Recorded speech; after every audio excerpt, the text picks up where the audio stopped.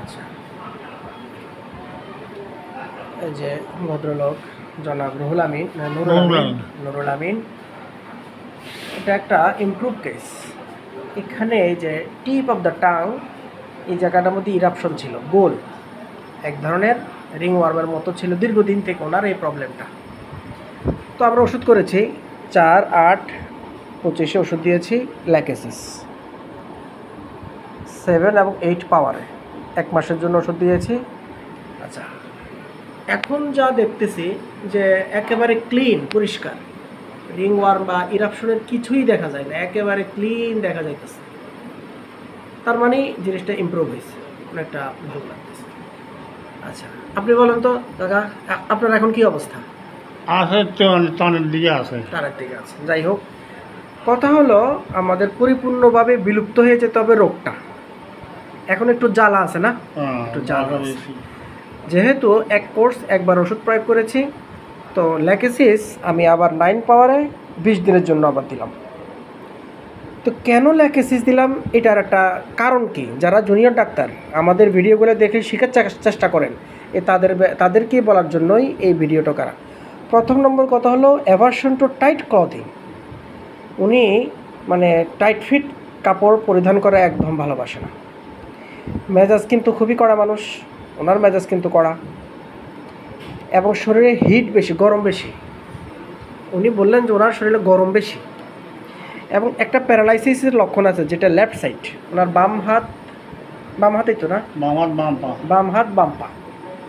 তো এই লক্ষণগুলোর দিকে তাকালাম, তাহলে রাগ বেশি এবং aversion to tight clothing, irritable person এবং এসিআর হট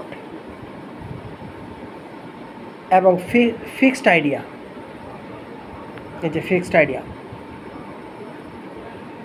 এই লক্ষণগুলোর উপরেই আমি ল্যাকেসিস দিয়েছিলাম। কিন্তু এখানে থুজাও আসতে ছিল, থুজা সিমটম আসতে ছিল, সিমটম থুজারও ছিল, কিন্তু আমি থুজা দিই নাই। থুজা দিলেই ফেল করতাম। যদি আঁচিল আছে এদিকে দেখে এবং ফিক্সড আইডিয়া আছে ওইদিকে দেখে আমি থুজা প্রয়োগ করতাম, তাহলে একটা মাস পুরাই লস হয়ে যেত। অনেক সময় এরকম আমরা ধোকা খাই। কেসটা টেকিং করি প্রায় 1-1.5 ঘন্টা ধরে, কিন্তু অনেক সময় সাদৃশ্যপূর্ণতার কারণে ধোকা খেয়ে যায়। যেমন ধরেন, অনেক সময় একই মায়ের পেটে 2টি সন্তান, একই রকম চেহারা, একজনের নাম জামাল আর একজনের নাম কামাল, কিন্তু দেখতে একই রকম, কিন্তু একজন ব্যক্তি প্রথম দেখলে সে অবশ্যই ধোকা খেয়ে যাবে, এটা কোনটা জামাল কোনটা কামাল। ঠিক এই হোমিওপ্যাথিতে ঔষধ, এই ক্ষেত্রে ল্যাকেসিস এবং থুজা প্রায় একই রকম ছিল। যদি আমি থুজাটা দিয়ে ফেলতাম, আমার এই ভদ্র পেশেন্ট, জেন্টাল ম্যান, উনি একজন বয়স্ক লোক, নুরুল আমিন, 75 ইয়ার্স ওল্ড, উনি একটা মাস কষ্টই ভোগ করতেন।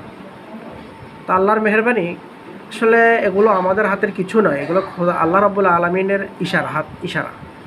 কাকে কিভাবে আরোগ্য করাবে সেগুলো তিনিই জানেন, আর কাকে ঘুরাবেন, শুধু ওষুধই খাওয়াবেন আর টাকাই খরচ করাবেন আর ঘুরাবেন আর কষ্ট দেবেন, এটা তিনি সব জানেন।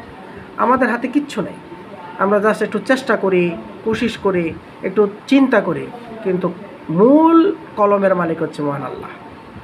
অতএব বন্ধুরা, আমি আমার ব্রেন দিয়ে তখন ভেবেছিলাম যে না, থুজা নয়, দিতে হবে ল্যাকেসিস। তাই আমি, এটাও আল্লাহর হুকুম ছিল, 7-8 পাওয়ারে।